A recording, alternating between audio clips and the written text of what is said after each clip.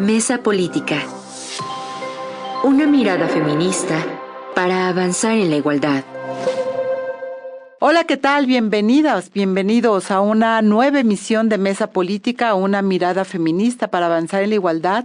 Yo soy Lucía Lagunes Huerta y bueno, pues el día de hoy vamos a hablar sobre el caso Epstein y pues la trata de personas y la pornografía infantil que nos deja claro y todas las complicidades que hay alrededor de este caso y después de ello vamos a hablar de este Frente Amplio Democrático que surge en México frente a una propuesta de reforma político-electoral que todavía no sabemos a ciencia cierta de qué se va a tratar, pero que ya hay voces que están llamando a transparencia y de esto van a hablar nuestras analistas Angélica de la Peña, Marta Tagle e Imelda Marrufo, así que acompáñenos. Hola, ¿qué tal? Hola, ¿qué tal? Muy buenos días. Lunes 9 de febrero del 2026, pues una emisión más de Mesa Política, una mirada feminista para avanzar en la igualdad. Y pues como siempre, agradecer la presencia de ustedes aquí en una emisión más. Estamos ya pues al aire también en Facebook, en nuestras redes sociales. Recuerde que nos puede dar likes, puede compartir también esta mesa que pues es la única en su tipo, es una mesa política con un análisis feminista de alto nivel, así que estamos muy contentas de que nuestras analistas estén aquí. Pero antes de darles la palabra, déjeme recordarle el número telefónico en cabina 5535084761. Si estaba bien. De repente se me bailó un número, pero ahí está. Este es el número de cabina, pero también nos puede encontrar en las distintas redes sociales de CIMAC Noticias, en Facebook, en X, en Instagram y por supuesto en YouTube, en TV CIMAC. Ahí va a encontrar también la transmisión de este programa y use 2 hashtags para poder seguir comentando los temas que aquí vamos colocando. Uno de ellos es CIMAC Radio y el segundo es periodismo feminista. Y bueno, darle también y recordar que todos los jueves en punto de las 11 de la mañana a través de la frecuencia de 97.3 de FM en esa radio, pues va a encontrar la retransmisión de este programa y hoy simultáneamente pues tenemos, ya lo sabe, a Radio Monarca 106.7 de FM. Esta radio está ubicada en el municipio de Contepec, en el estado de Michoacán y también nos puede escuchar de manera simultánea en Radio Joco 106.9 de FM, ubicado en el municipio de Jocotitlán, en el Estado de México. Bueno, pues yo soy Lucía Lagunes Huerta y le doy la más cordial bienvenida para que arranquemos esta mesa a Imelda Marrufo. También bienvenida Imelda, Marta Tagle y Angélica de la Peña, nuestras 3 analistas de los lunes. Y bueno, no podíamos dejar de hablar de un tema que está colocado, que incluso ayer, y lo decíamos antes de entrar a esta emisión al aire, Marta Tagle y Angélica de la Peña lo comentábamos, el caso de Epstein y lo que ayer ocurrió también en el Super Bowl, donde las víctimas llaman y demandan a la justicia precisamente de Estados Unidos para poder responder a un fenómeno, Imelda Marrufo, que tiene que ser tocado con mucho cuidado por la cantidad de nombres que surgen en los expedientes, pero que hay algo que coloca en el centro el caso Epstein, que es precisamente la trata, la pornografía infantil, el abuso de hombres poderosos hacia niñas, precisamente con fines sexuales, etcétera. Imelda Marrufo, bienvenida. ¿Cómo lees tú precisamente el caso en sí mismo? Hola, ¿qué tal, Lucía? Pues muy buenos días, saludándolas, por supuesto, a Marta, Angélica y a quienes nos escuchan, efectivamente, que compartan esta transmisión. Y sí, así es.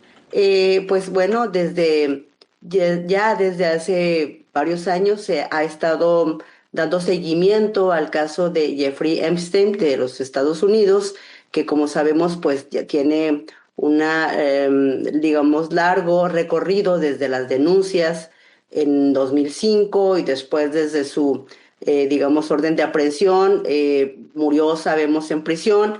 Y bueno, recientemente la información que por supuesto se ha recorrido a nivel internacional de los documentos que se han vertido por parte de el Departamento de Estado, pues ha estado, digamos, en los diversos medios y espacios de comunicación y han tocado, por supuesto, información interesante, aunque digamos, más allá de los datos o de los nombres que luego suelen salir y que esos llaman mucho la atención, me parece que es importante poder recalcar y poder, digamos, establecer una conversación, me parece, para poder abordar efectivamente no solo, digamos, este hecho como un tema que ocupa a los Estados Unidos y desde donde analizar efectivamente la situación de las víctimas, que es el centro, me parece que es una buena oportunidad para también conversar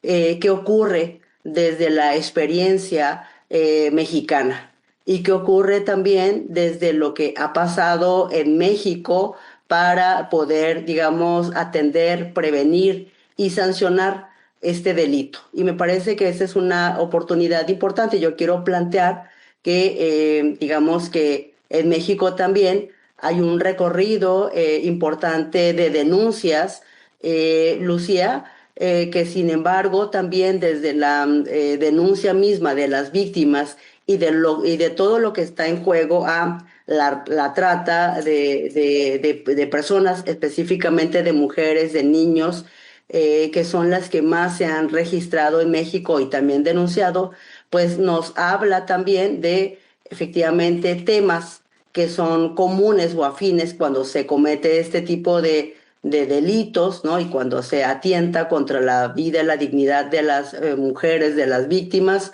pues cuáles son los comunes en este tipo de circunstancias, Lucia. Y creo que cuando hablo de la experiencia en México, nos parece importante recordar y reconocer que estamos hablando ante, digamos, uno de los fenómenos que constituyen una esclavitud moderna, una esclavitud contemporánea. Ese es un tema importante que hay que verlo desde esa perspectiva.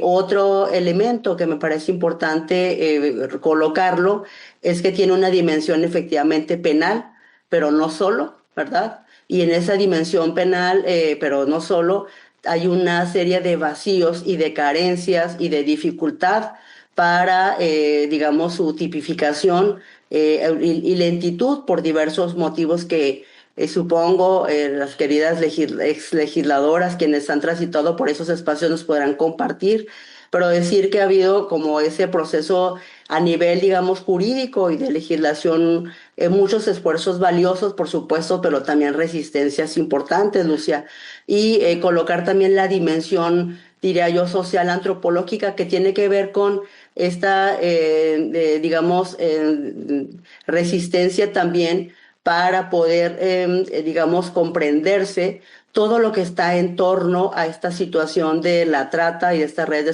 explotación sexual, laboral, etcétera, etcétera, que implica, por supuesto, negocios, que implica la mercantilización de la propia sexualidad, que implica una serie de intereses importantes desde quienes la consumen, y me parece que aquí es donde ha habido poco, digamos, aunque se ha planteado, Lucía, poco detenimiento por los intereses que están en juego. Por ejemplo, diría yo que no podemos dejar de ver la trata en el caso mexicano, ¿verdad? Sin articularla con los fenómenos y con la situación de desaparición y desaparición forzada. No podemos dejarla fuera de ver la trata en relación también con la prostitución ajena.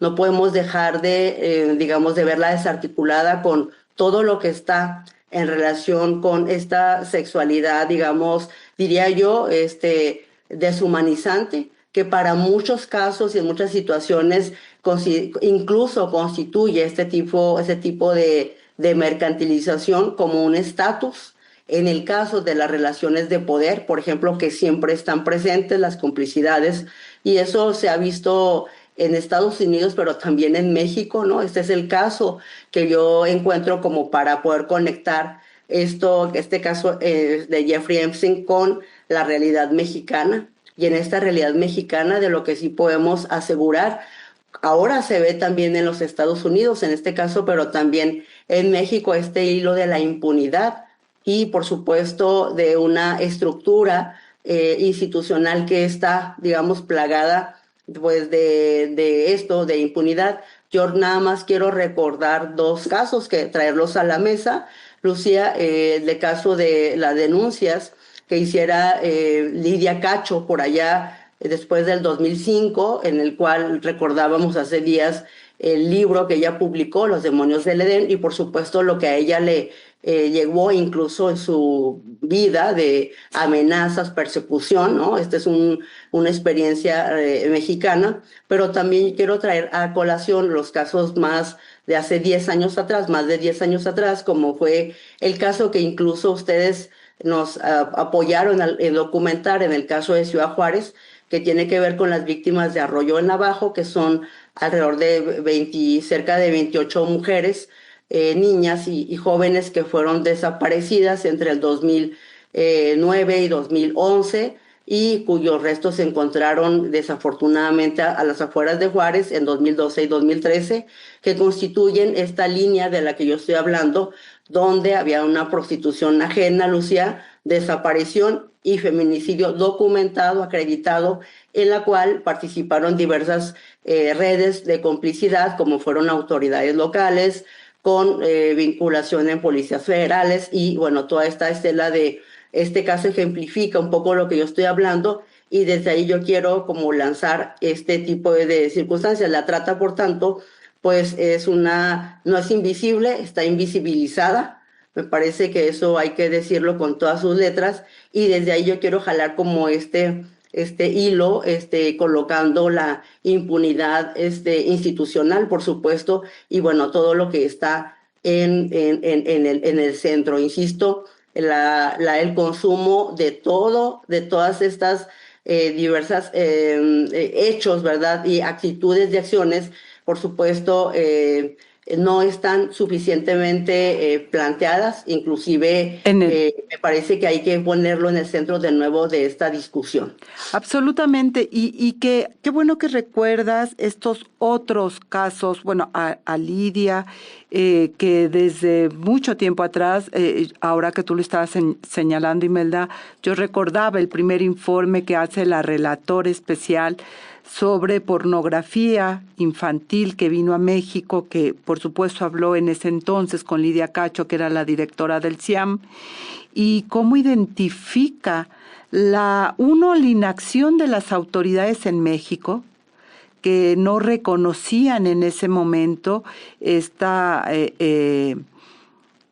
riesgo de la infancia, sobre todo de la infancia que estaba en situación de calle, a la violencia sexual de turistas que viajaban a Cancún, Veracruz, Tijuana, Ciudad de México, etcétera, en busca precisamente de víctimas infantiles que compraban de manera recurrente en nuestro país, y cómo la autoridad mexicana no reconocía este riesgo, y era uno de los principales señales preocupantes que narraba precisamente Ofelia Calceto Santos, que era el nombre de la relatora de ese primer informe.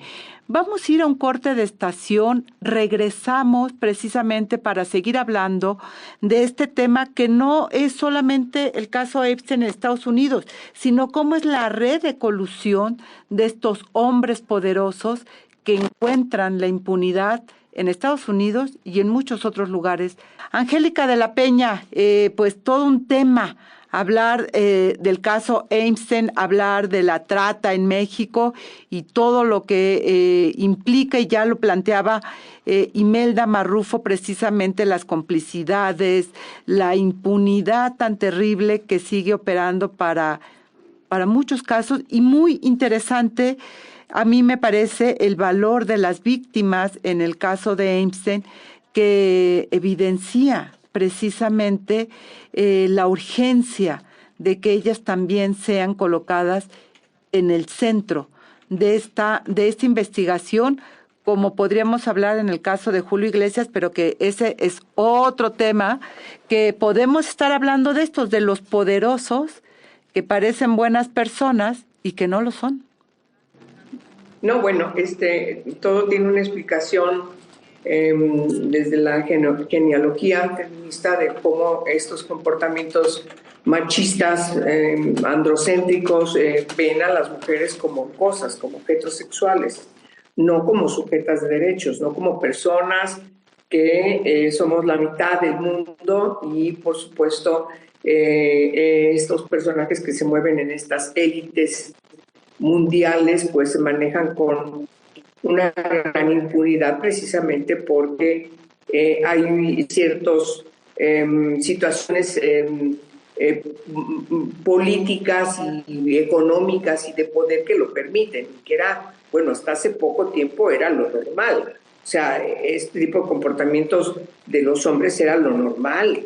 Es decir, los hombres podían recurrir a la prostitución en donde se encontraban niñas y no había pues, ningún tapujo respecto de pagarles, explotarlas, etcétera. Y me parece que, por desgracia, queridas, si nosotros vemos el primer tratado internacional en el mundo, el primero que se concibió justamente fue contra la esclavitud, y particularmente la esclavitud, donde se usaba a las mujeres y a las niñas como objetos sexuales.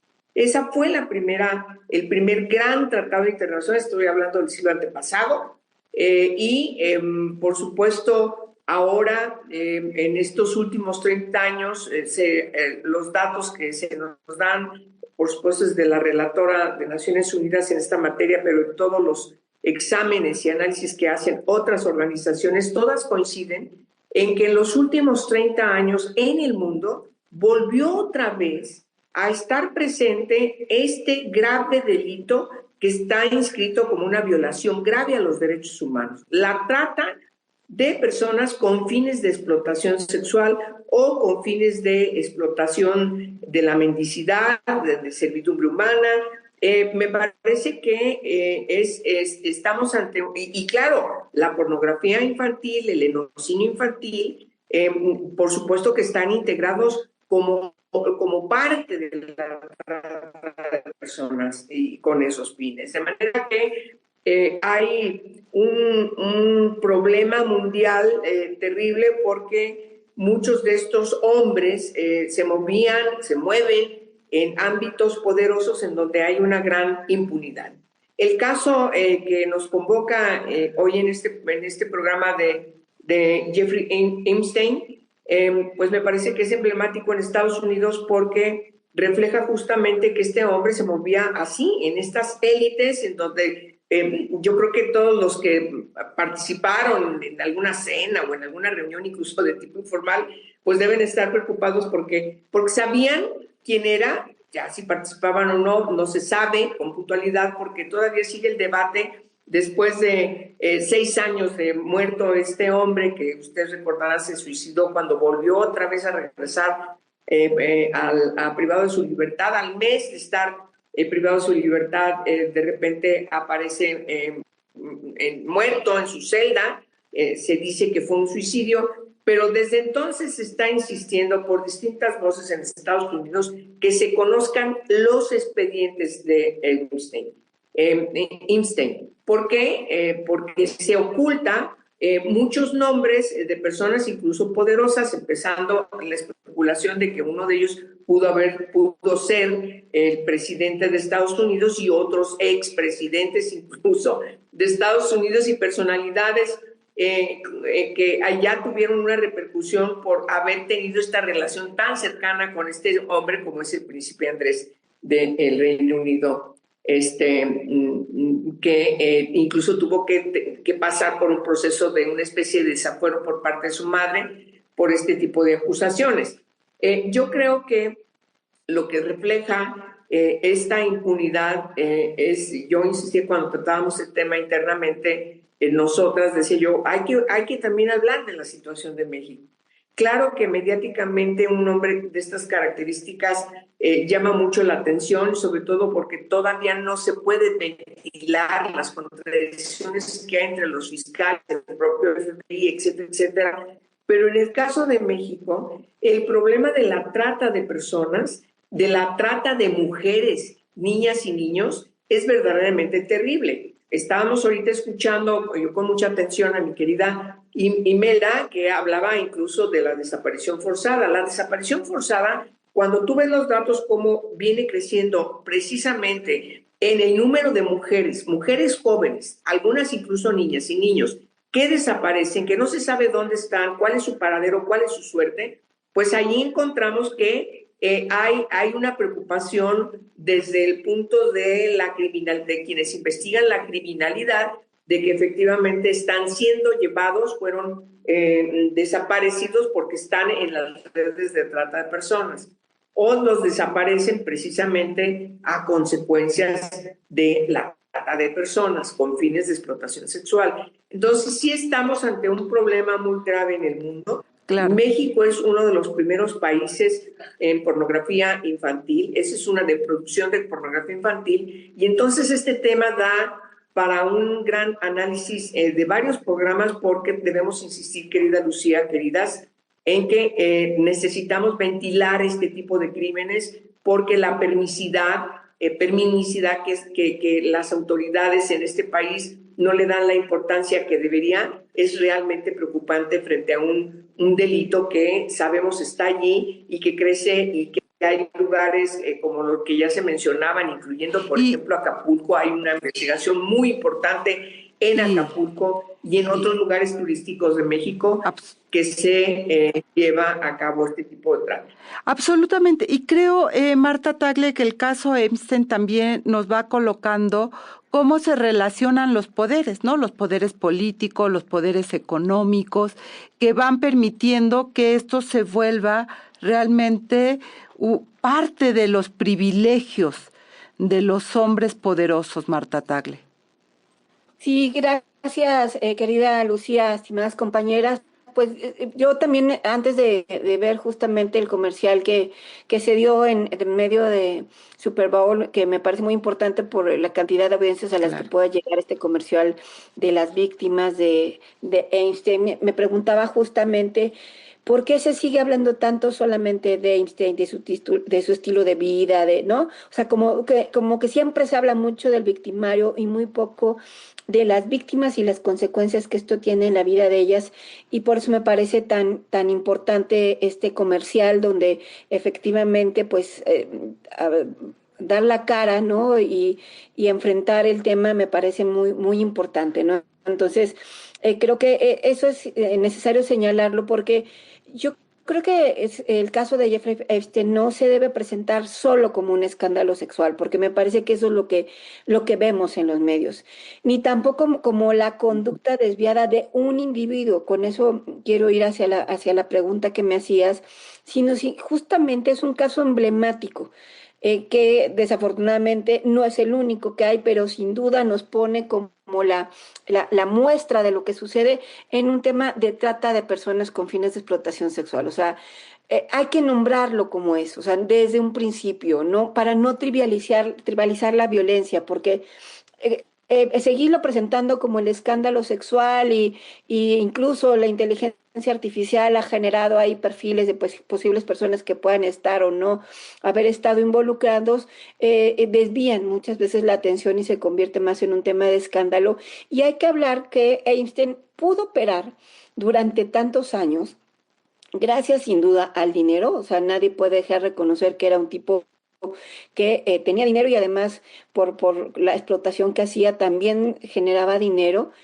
Y también pudo operar por las redes de poder. O sea, al final de cuentas, el que ahora haya tanta discusión sobre estos expedientes que estuvieron archivados durante tanto tiempo, es justamente por todas las personas que en su momento tuvieron poder y que están ahí con redes de poder. Y finalmente también pone en evidencia por las fallas estructurales de un sistema de justicia. Imagínense, eso pensando en Estados Unidos, ¿no?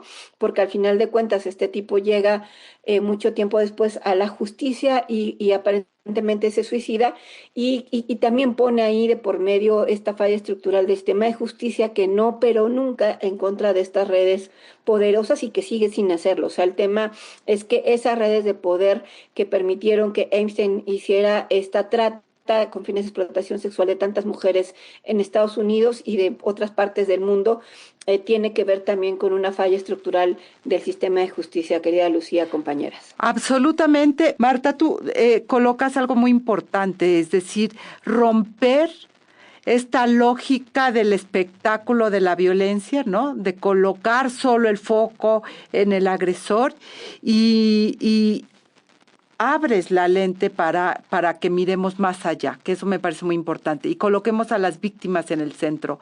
En estos días, no sé si ustedes vieron, y lo quiero ligar con eso, Marta Tagle, una entrevista que le hacen a la directora de El Diario de España, que es quien saca a la luz pública el caso de Julio Iglesias. Este cantante tan famoso, tan querido, porque era un ser querido, que se revela pues esa violencia sexual que ejercía con las mujeres en el trabajo doméstico que tenía en sus mansiones y todo lo que hacía.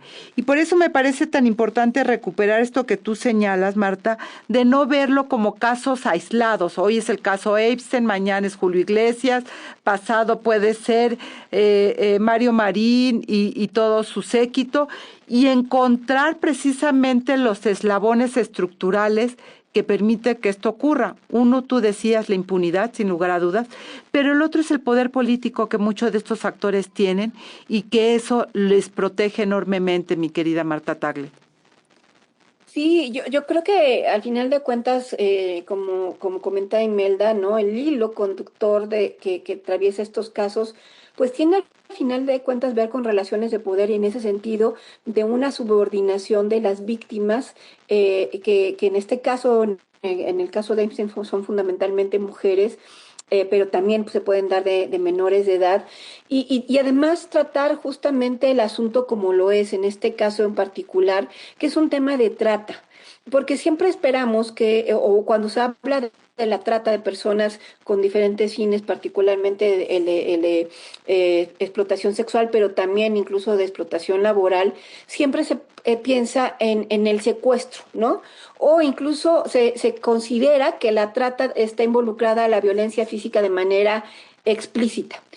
Sucede también cuando hablamos, por ejemplo, del abuso sexual y de las violaciones, ¿no? Se pretende que debe de haber violencia física explícita, pero en realidad en la trata muchas veces se sostiene, y en el caso de Julio Iglesias está de por medio, a través de la manipulación, del engaño, de la dependencia económica y, por supuesto, del abuso de poder. O sea, creo que estos son todos ingredientes que tienen que ver con la trata y en el caso particular de Epstein, pues se vieron todos estos elementos del delito. Había víctimas menores de edad, había una captación y traslado de estas víctimas a los lugares donde él hacía estas fiestas, había por supuesto una explotación sexual de estas personas y un beneficio para los perpetradores en el sentido de que había esta secrecía de que esto se guardaría ahí y esta complicidad al final de cuentas que había. Y esto nos permite que se entienda que la trata es un delito grave y es estructural. No solamente son conductas privadas que se dan en algunas personas, sino que tiene que ver con estas redes de poder. Epstein no actuó solo, hubo cómplices, hubo personas encubridoras, hubo facilitadores y hubo clientes. Incluso recordemos que pues la socia principal de Epstein era una mujer que hoy todavía justamente está privada de la libertad, está en la cárcel, ¿no? La trata no se sostiene sin estas redes, sin un entorno que normalice ese abuso cuando quienes lo ejercen tienen ese poder económico o político Y, por ejemplo, el papel de Ghislaine Maxwell, que es esta mujer sirve para ilustrar cómo operan estas redes sin perder de vista que el problema no se agota solamente en una persona y con esa mirada creo que tenemos que ver. Además, habiendo sido legisladoras, Angélica y una servidora, también hemos visto, ¿no? Las enormes resistencias para poder atender de manera correcta desde la legislación, la sanción a este tipo de redes que se dan en México también, por supuesto, y siempre hay un montón de resistencias y sigo creyendo que hoy es en la legislación en la que menos se ha podido avanzar justamente por las redes de poder que atraviesan este tipo de redes de trata. Y por eso es tan importante, uno, colocarlo en el debate público con todas sus aristas.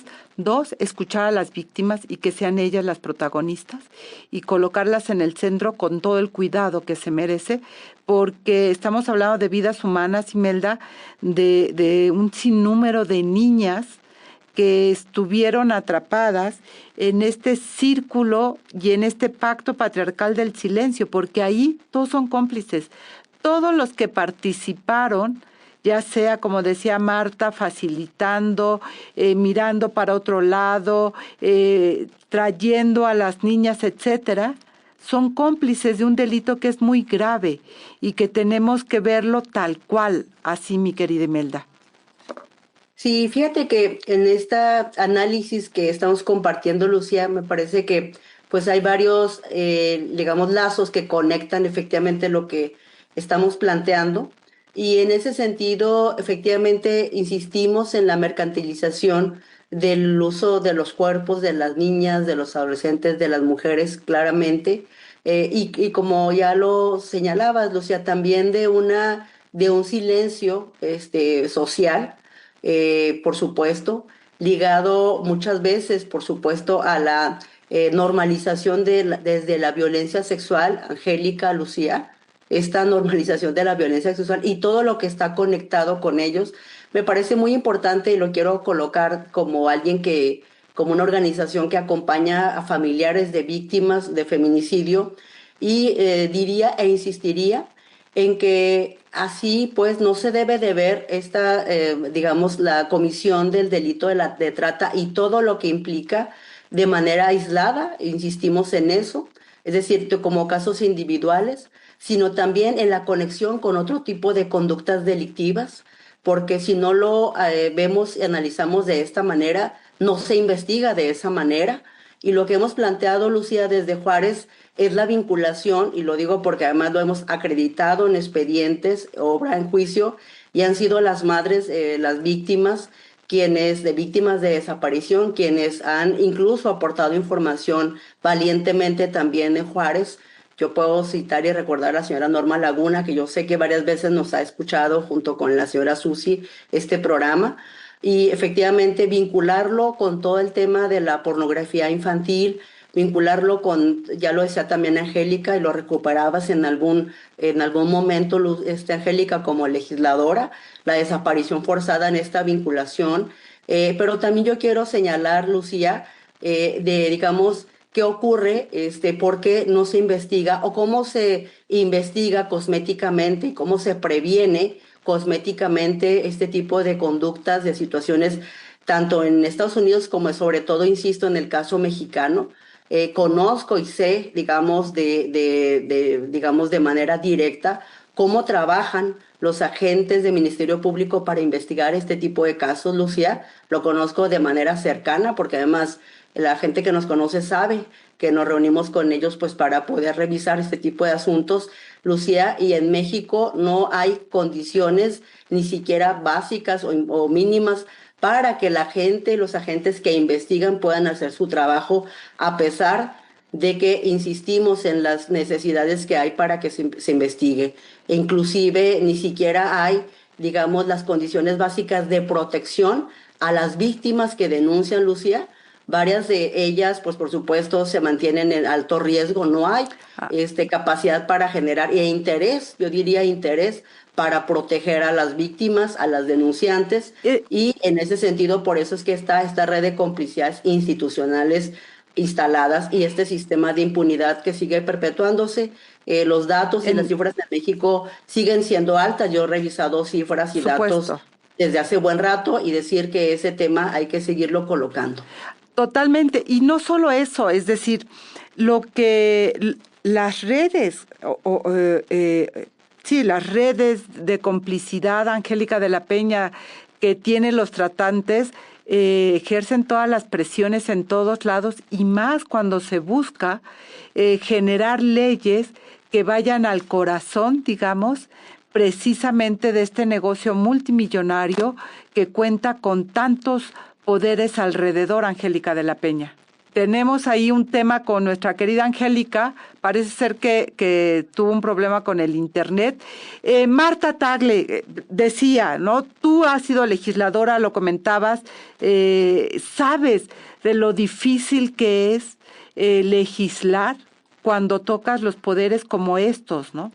O sea, el caso de Lidia Cacho a mí me queda muy claro, finalmente ella terminó yéndose de este país porque el haber denunciado esta red la puso en el foco de riesgo en términos de su vida, de su integridad, y tuvo que irse, simple y sencillamente porque no hubo poder humano, ni político, ni judicial, que le garantizara, pues eso, seguridad, mi querida Marta.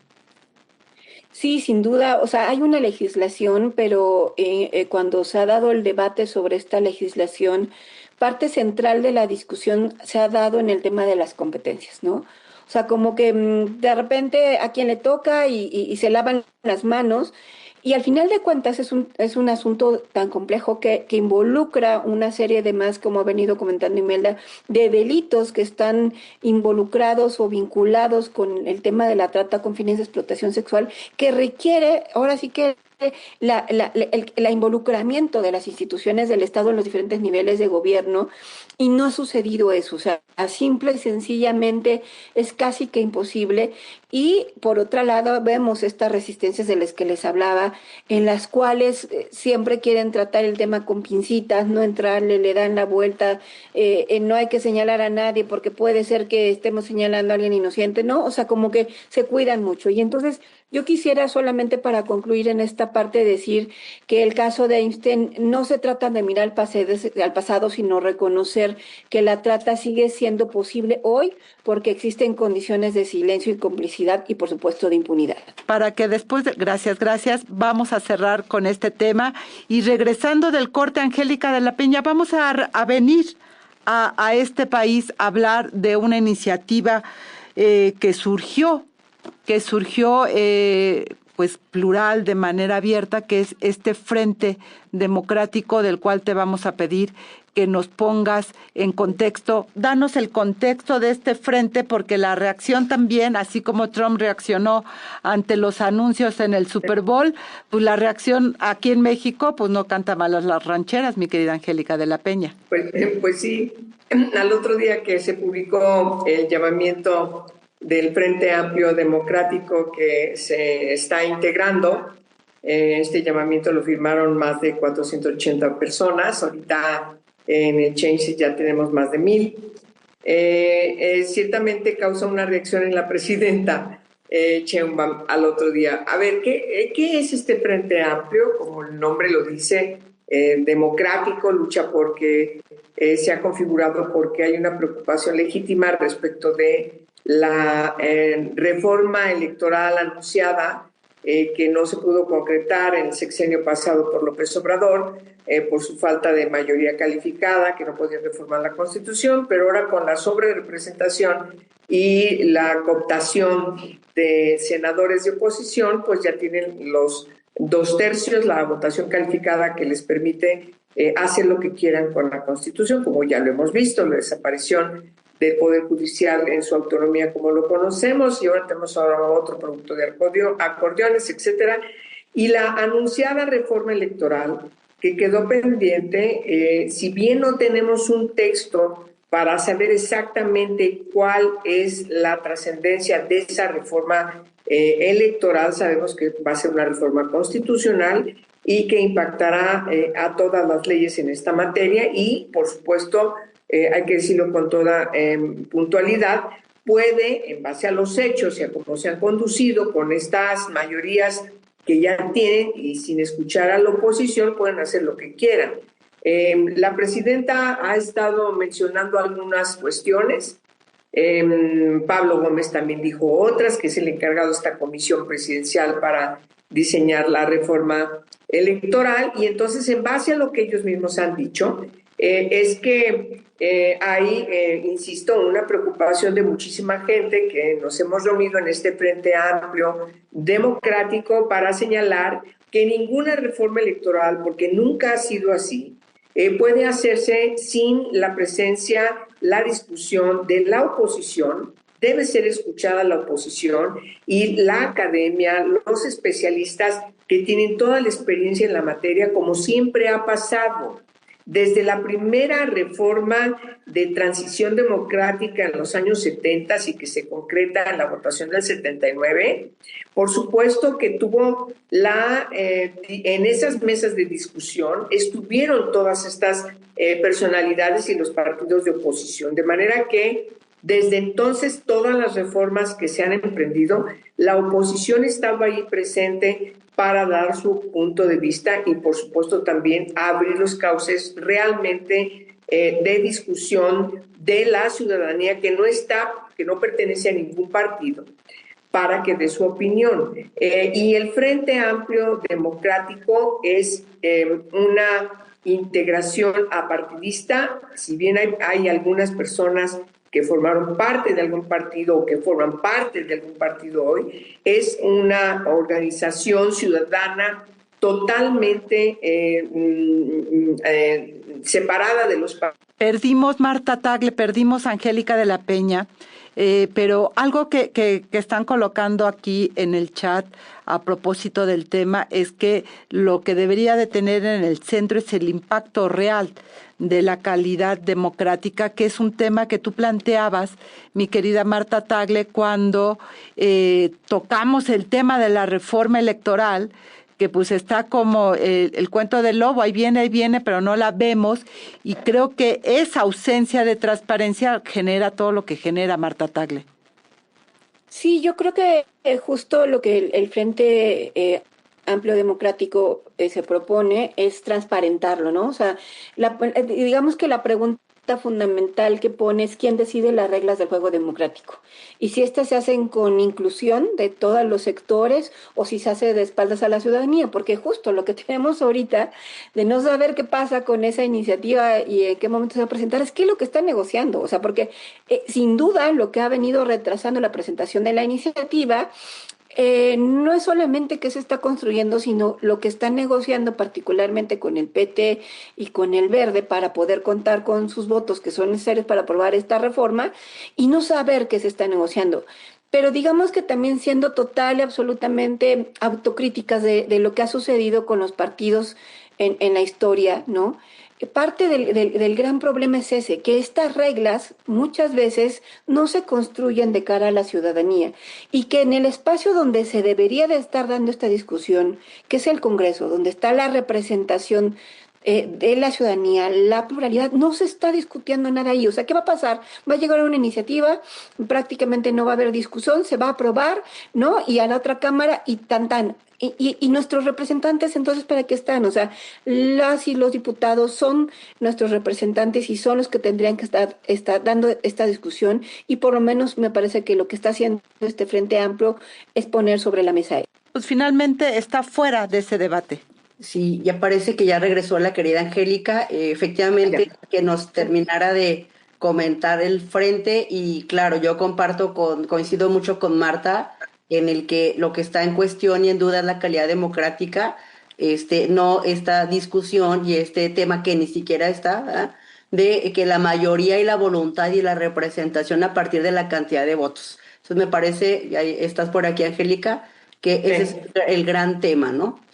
Sí, bueno, sí, ustedes tienen razón, ese es otro de los puntos que está planteado, la restitución del voto libre, que se reconozca la voluntad de votar por quien quieras.